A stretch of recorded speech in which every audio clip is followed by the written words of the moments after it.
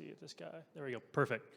So I'm the co-founder, CEO of Very Big Things. That's literally all I'm going to talk about our company for the rest of this meeting. This is all for you guys, hopefully to help you get a better understanding of generative AI, better understanding of how to apply it inside of your departments. I know it's been all the rage, people have been talking about it a lot, but in my experience, most people still don't have a clue how to actually like go and do it. So that's what I'm going to do to help you guys. I've talked with a lot of business leaders on that exact topic. The thing that I hear the most is, I hear over in this department that, generative AI is going to transform everything, that my overhead's going to drop by 60%, that will be more scalable, will be more efficient, the product will be better, but I'm messing with a chat prompt, and I really don't see how this gets from there to there. And so they say, how do I get started? How do I get started? And that's almost an impossible question to answer because generative AI is like a very broad technology. You can do tons and tons of things with it, and every business is very specific, so it's a hard one. But that said, I've been asked it enough times that finally I said, okay, I got to really figure out an answer, and that's what I'm going to present to everybody here is how to actually make those first steps. So cool, without further ado, just really quick, I like giving everybody like a heads up of where we're going. That way you're not like wondering like, is he ever going to get to this subject? So first, I'm just going to talk about generative AI really fast from a high level. From there, the difference of traditional AI and machine learning versus generative AI. By show of hands, who knows the difference? Oh, awesome. This is going to be great. Cool. 2 hands. So this is going to probably freak a couple of people out. But, and then bridging the gap, which is like the meat of this, which is really that discussion of like, how do you get from the chatbot to actually like huge transformation? And then from there, really quickly touch on like the early adopter advantage and those actual first steps you guys can take from here. So cool. Also, show of hands, like who here is like in an influential role of their department or business? Okay, perfect. I just want to make sure that what I'm talking about is actually going to resonate with you guys. Otherwise, I'll just change it on the fly. Awesome. So unveiling generative AI. The big part here is, I heard a PhD from Stanford and Harvard, et cetera, give a workshop not too long ago, and he talked about how generative AI is like an asteroid headed right for every like business in the world, and he meant it, as like, hey, everybody needs to be aware of this thing that's coming. So I agree with that, but there is like the flip side of like I've never seen like an asteroid like really help things before, and I think this can like really help things. But what's important to understand is that with previous revolutions, like the Industrial Revolution, the Computer Revolution, they really came about over decades. And that's very important because people keep comparing this. Oh, this is just another revolution. We've done this before. We've seen how this plays out. If you look at like the Industrial Revolution with like farming, like tractors cost a lot. Like when they very first came out. Very few places made them. It took decades and decades before every farm had a tractor on it. So that's something that really kind of spilled over time. So then there's room for people to be moved into doing tractor repair and so forth over those decades. Same with computers. Computers started by filling rooms this size, and they cost a fortune, and you needed tons of very intelligent people to do tinkering on them. I don't know. But even in that case, the computers could only do a very narrow set of things, right? So once again, it took decades. It took 5 decades to get to the point of like all of us having a smartphone in our pocket that can do like anything. Generative AI is the complete opposite. So for those that don't know, I mean, it really hit the ground running like in January, February of this year. And there was nobody was camping out front of OpenAI's headquarters saying like, oh, I need a copy of this, because instantly, like in a moment, every person in the world got access to it. So there isn't that like you need to wait to get access. The cost of it, it's not something where it's like, oh, this is going to cost millions and millions of dollars. No, it costs like fractions of a cent. So every person has access immediately. So it's going to just, the way it's going to unfold isn't going to be over decades. The PhD I saw, he said 18 months. This was, starting 12 months ago or 11 months ago. So we're really coming up on when stuff's going to really start hitting the market quick. So not to freak people out, but it's a good thing. It's a good thing. Especially most people here are leading departments, so this can massively help you. So really fast, the difference between traditional AI and generative AI. Traditional AI, this involved building your own models. So that meant you had to employ data scientists that, these are PhDs, they are not cheap, they're very expensive. And the first thing the data scientist is gonna say is, I need lots and lots of data. And you're gonna say, cool, I have lots. And he's gonna say, no, you got a very little amount. I need like 10x the amount you have. So then you have to start working on getting more and more and more data, buying data, et cetera. This takes a long time. Then you have to actually build the model, and just the processing power of that costs millions of dollars. So like, to give you an idea, traditional AI and machine learning, millions of dollars to build something that could answer a couple of questions. It wasn't like super broad. It's not like, by show of hands, who's played with ChatGPT? Awesome, cool. It's nowhere near that good. Millions of dollars gets you something not like that.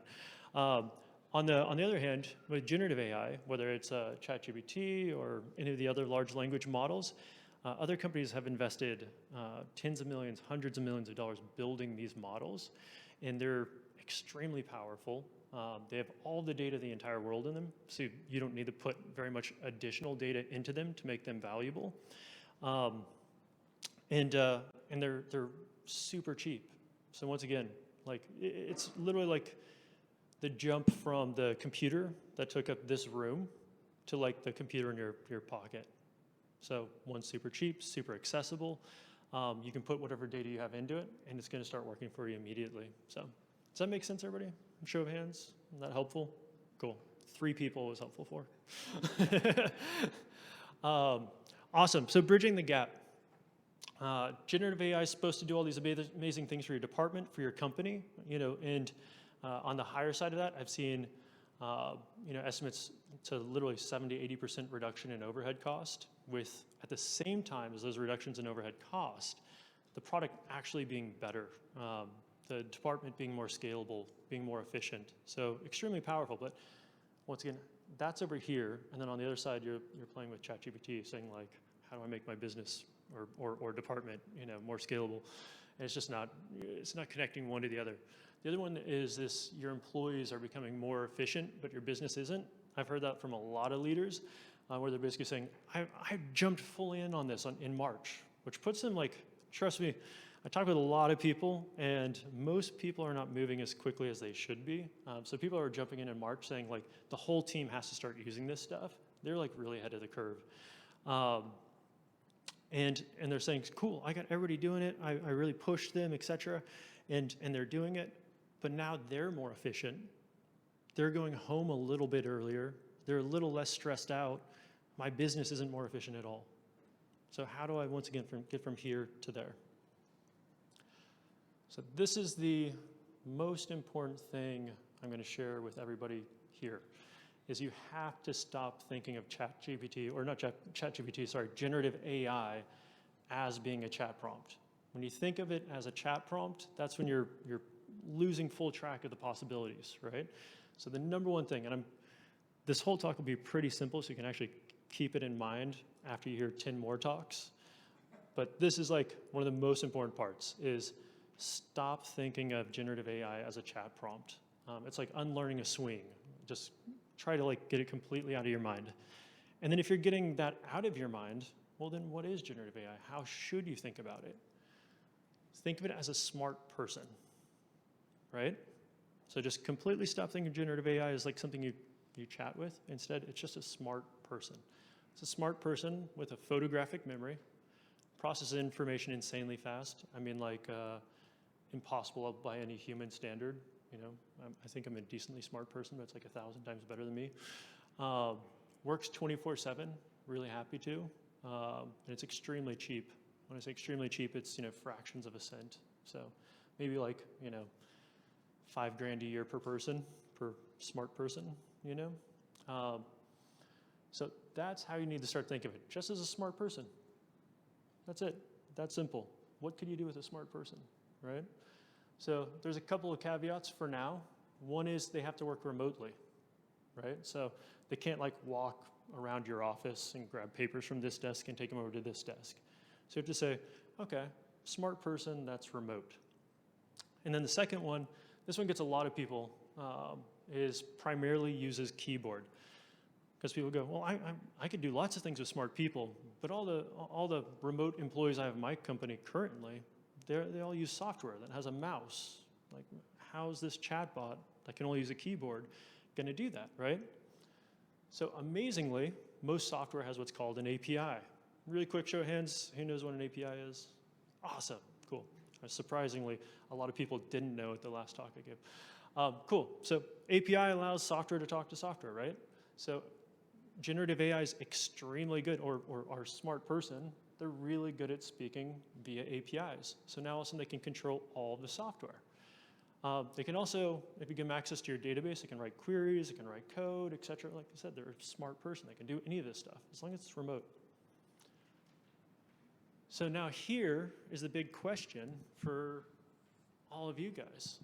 This is the first step you can take into making, like, digitally transforming that department or that business is, what do I do with an endless army of smart people? Once again, the photographic memory, process information insanely fast, work 24/7, nearly free.